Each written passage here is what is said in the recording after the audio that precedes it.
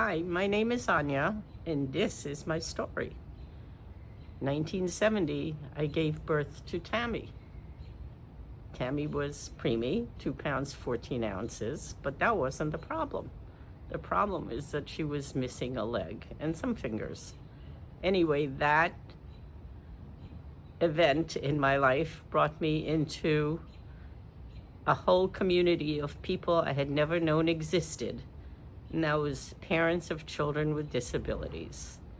And it's been quite a journey. As you can see, it's been a wonderful, inspiring, exciting, sometimes painful, sometimes difficult, but overall, look at the result. We're all here celebrating her achievements and everything she's created. So I'm really proud.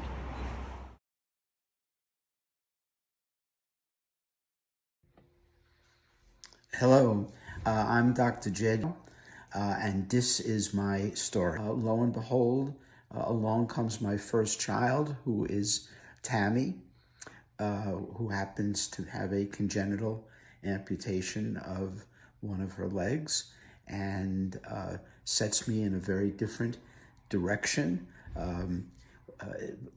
With adding physical disability to my interest in special needs, and very pleased to show you that on my desk at all times was the following, and I subscribe to this now, and I do, and am honored to be part of this community. Thank you.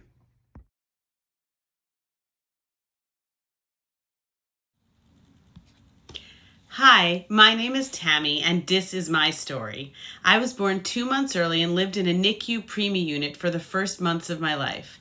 I have led a life that's been all about showing people what I can do, as they often judge me and decide what I can't do.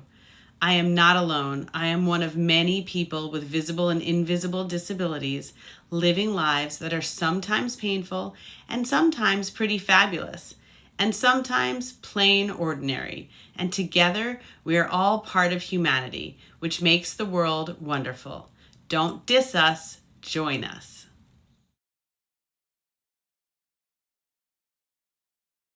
Hi, my name is Divya, and this is my story. I have a friend who has lupus, and she is my longest time friend from when we were in elementary school. And it's been really difficult because she was diagnosed back during COVID, which not only was she immunocompromised, but she had this whole new scary diagnosis to deal with. To the point where she was in a wheelchair, she had no mobility, she has rheumatoid arthritis. So it was really, really tough to see her go through that period of time. But just recently, she's been on a new medication regimen, and she's been working really, really hard to kind of give herself a bit of normalcy. And she's finally gotten out of her wheelchair, and she's growing out her hair, and it just looks great. So it's definitely possible to navigate life, even if things are tough. All right, thank you.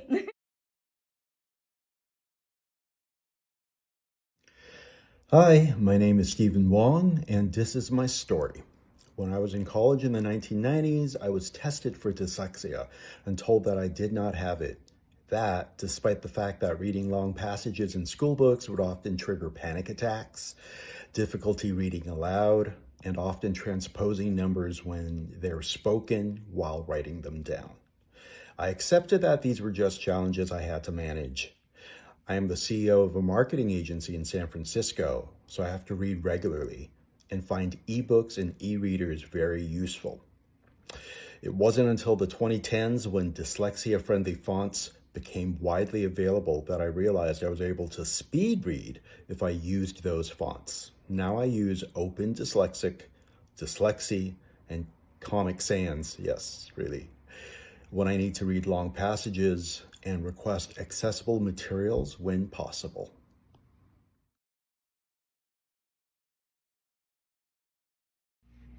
Hi, I'm Katrina, and this is my story.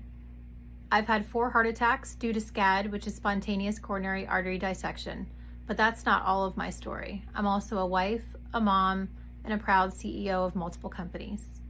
Don't diss us, join us.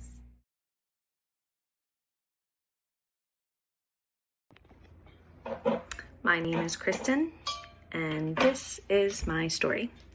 My mother was diagnosed with dementia last fall. As a speech pathologist, I recognized the signs way earlier than that, but my family was a little bit in denial, and the doctors were misdiagnosing her all along the way. But we finally got this diagnosis. And while my mom has always been a little on the kooky side, it sort of tumbled the whole house down, for lack of a better term. And it's really accelerated since her diagnosis. So going out in public is worrisome for me and my family, because it's something that you can't tell just by looking at a person. And she may do erratic things. For example, getting up to hug and kiss a waitress and saying "I love you" to the waitress, so someone she's never met before, a stranger. Or, doing something similar but to a stranger's child. And it's a constant being on your toes to make sure that she's protected, and also the people around her can understand that she doesn't mean any harm by it. So it's just been a journey, and, navigating the systems to get her the support that she needs has been and continues to be a journey. But dementia is an insidious disability, and it's one that doesn't get better, but it is one that you can try to better manage.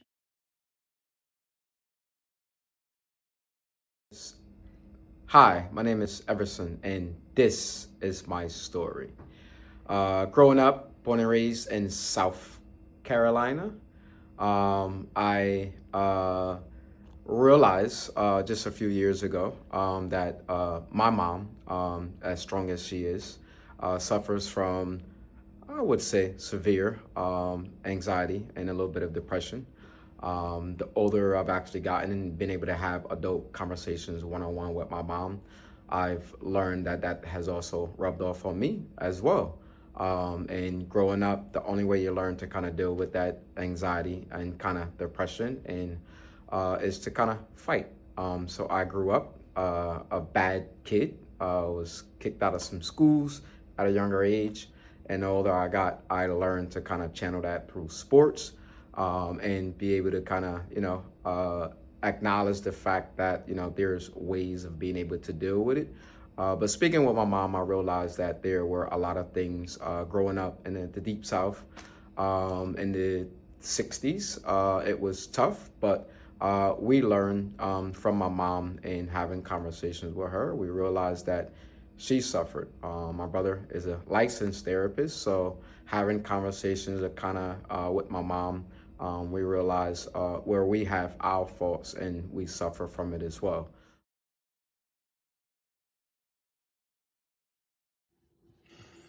My name is Marnie Seif, and this is my story. My younger daughter was born with a congenital orthopedic problem that required surgery on both her legs to fix. And she had her first surgery when she was 12 years old at Children's Hospital in Boston. And she did not heal correctly from that surgery. And so we spent with her about a year where she was in a wheelchair or on crutches.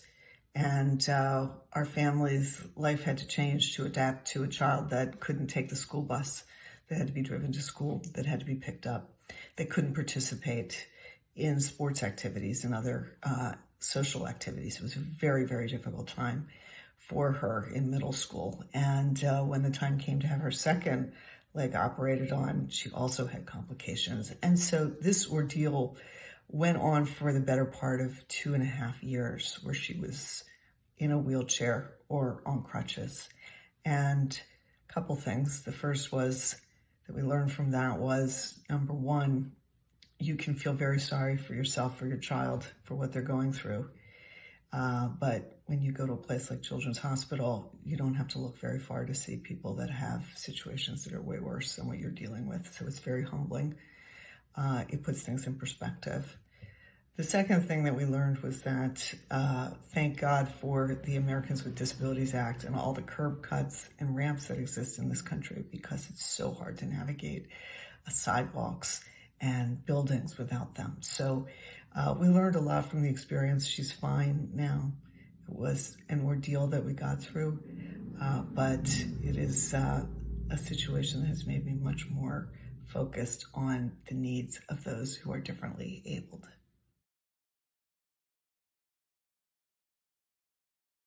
I am Bruce, and this is my story. When I was a young kid, I was a terrible stutterer. Kids picked on me, tortured me, laughed at me, made my life miserable. But when I was lucky enough, and hopefully good enough to be able to act, I never stuttered. It was a crazy thing. And yet, the next day at school, the teacher said, "We're going to read a book today, and we're going to go up and down the aisle." And I said, "Oh, I'm number 13. I'm so afraid. I'm so nervous. Please, the bell should ring so I don't have to speak." When she finally got to me, it was so scary. I was so nervous and so tense I could barely say a word. And yet that night, I was back on stage, acting like nothing ever happened and like I never was a stutterer. I think the moral of my story is nothing is guaranteed in life, but don't let anything stop you. You're in control of your own destiny. You push forward. You only do good things. I can speak in public. I'm not afraid to do anything. Yeah, I have a relapse once in a while from PTSD, but for the most part, I speak the way I'm speaking here. And I tell you all, take care of yourself, believe in yourself, don't let anybody get you down.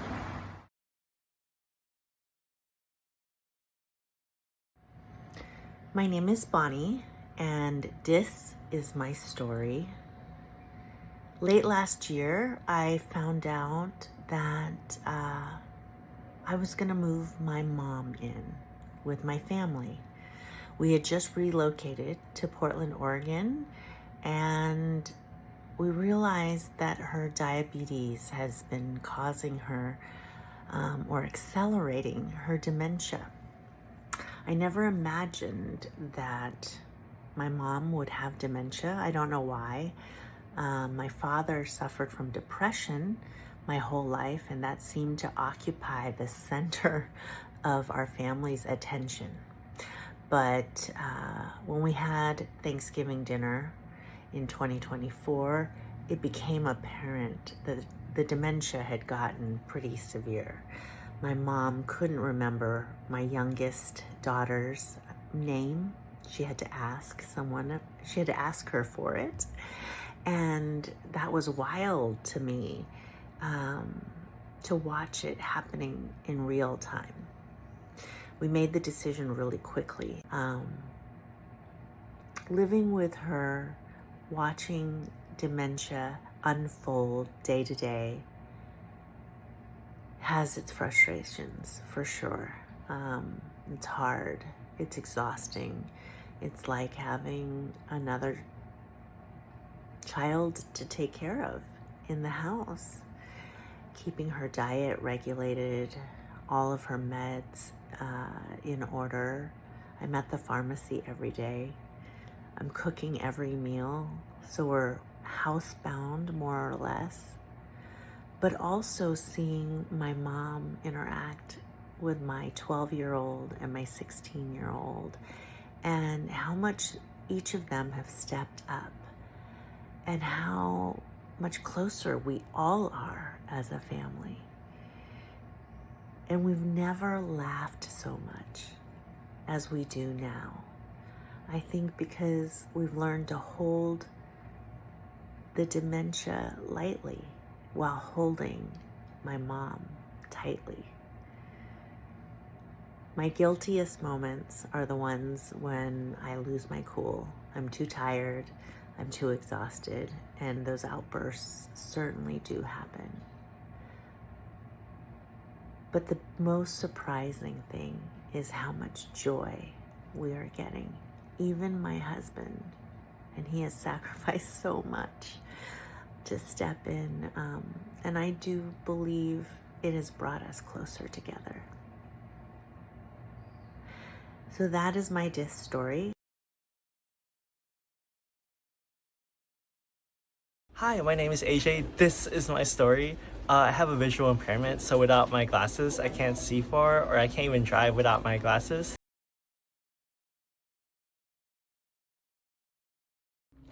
Hi, my name is Michaela, and this is my story.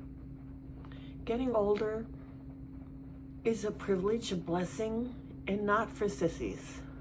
I'm going to tell you a story about when I was down in southern Georgia someplace, and making long story short, I got out of a friend's car, I walked to go into the restaurant, and lo and behold, I fainted and found myself on the ground. Startled me. Well, it didn't startle me because I didn't know what happened. It scared the living daylights out of my family because they didn't know what was going on. I apparently came to pretty quickly and went into the restaurant, sat, they put a chair beside me so I wouldn't faint and keel over again. And I drank lots of water, that was good. Ate some protein, that was also good. And the takeaway, and the takeaway is I got challenged, that's not quite the right word, but confronted, that's also not the right word. Scolded, that's not the right word. But I got super strong messages that I scared the living daylights out of them. And bottom line was that I needed to be a truth teller. They made me promise that I would tell them what was going on for me and that I would keep them in the loop. I'm a private person and introverted and blessed with being healthy, etc., etc. But I was a good citizen. I called from Georgia back to California to my Kaiser person, and they did this and they did that and whatever. And then when I got home, I had this appointment. My nephew came with me because part of being a good patient, I don't like that word either, is having somebody who can listen and process and advocate for me. So I brought my nephew with me, and then it's a pain in the arse because I've had to go here for this and there for that and this for the other and someplace else for that. And all the time I have to tell the truth. I choose to tell the truth. I want them not to be afraid for me, and I want to be a good senior citizen. I want to talk about what's going on and be joyful as I ride the downward curve of my life. Thank you very, very much.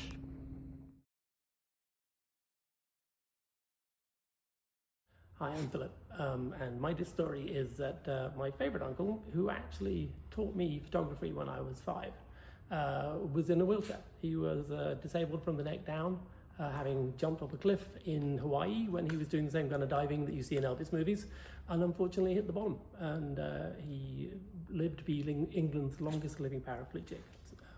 Sadly no longer with us, but I loved him dearly.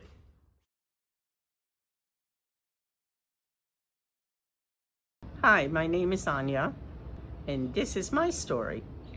I'm a psychologist, and because I had a child with a disability, I ended up veering towards working with parents and siblings of children with disabilities, and it's been quite a journey.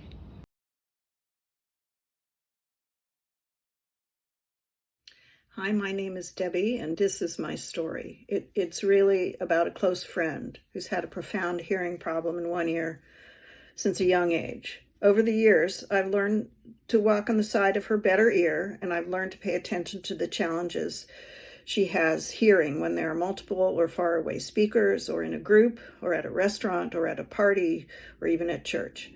It's even more difficult when lots of people were masking. She's told me how hard it is for her to feel comfortable in so many places. When it's so loud, it's physically painful, or when she's isolated by not being able to understand the conversation. As we've aged, it's become even harder. Hi, I'm Yoshi, and this is my story. As my parents age and wherever we go, I start thinking more and more about ramps and accessibility because their mobility is more limited nowadays. Hi, my name is AJ. This is my story. I have allergies, so when I'm going out, I have to be careful with what I'm eating, and it prevents me from doing other things such as trying new foods and other things like that. Thank you.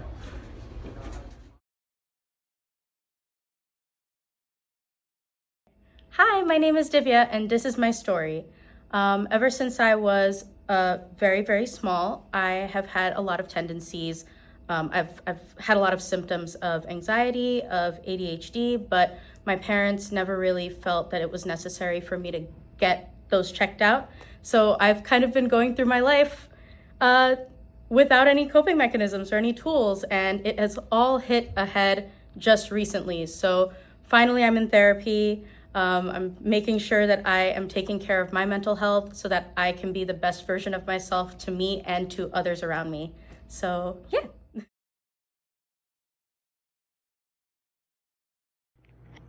Hi, my name is Kristen, and this is my story. I am a speech pathologist in New York City, and I work with non-speaking or minimally speaking autistic children. And a big thought that's always on my mind is that these children present as typical a lot of the time. And when they grow up, they will present as typical adults.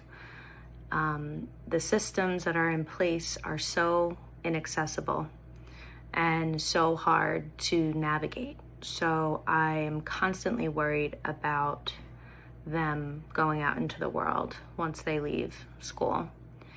I try in my therapy sessions to make sure that they are as independent communicators as they could possibly be, beyond asking for a cookie or a piece of candy, but more to be able to communicate their likes, their dislikes, communicate their feelings, communicate when they're feeling sick, communicate their dreams, what they want to get out of this world that we live in. So I'm just always thinking ahead and what could I possibly give them as a foundational skill that will serve them to advocate for themselves later on in life.